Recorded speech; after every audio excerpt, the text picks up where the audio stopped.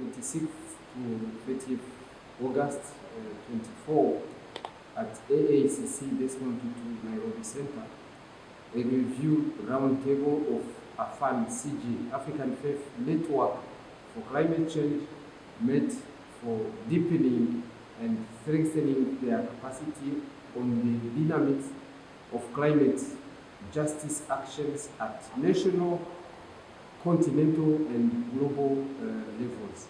The Intergovernmental Panel on Climate Change still providing and highlighting the strongest ever assessment of evidence on how climate change is impacting the African continent, which is the most vulnerable region in the world to climate change. From the year 2022, the warmest year on record, and the year we experienced the highest number of violent conflicts in Libreville, Gabon, Jamaica, in Egypt, Kigali, Nairobi, Dubai.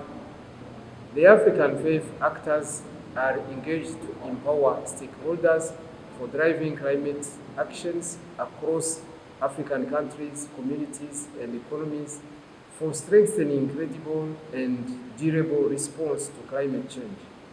Evidence shows that Africa has enormous potential for the development of renewable energy sources, particularly solar and wind.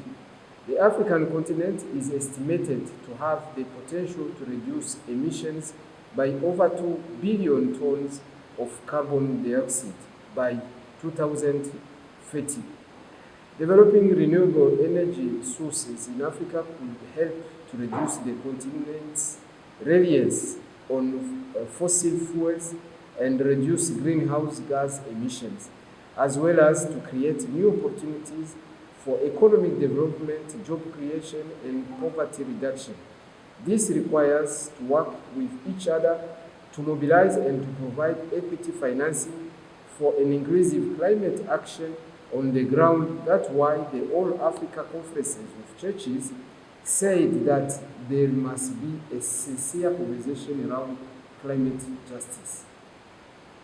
Climate change as a matter of life and death, the African faith actors emphasize on what can be done locally on the grassroots, what action can be shown as an example of taking care of our earth.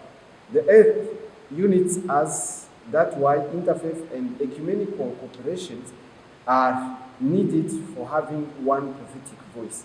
There is a big cost of inaction for those who are responsible of climate change. We need to educate, to mobilize our people to live a dignified life. There is abundance for everyone. Avoid to blame others, to take charge of our development through good initiatives locally on the grassroots and continuing to add value to them. Moral and ethical actions are required as a response in all sectors of our society. Religious schools, religious media, sermons, teachings should have a pivotal role to play in addressing the climate change crisis. Religious universities must invest in research and create centers for promoting sustainable practices for climate change at the community level. Faith actors, stakeholders, not only governments, must contribute to fight ignorance on climate change and to speak to power.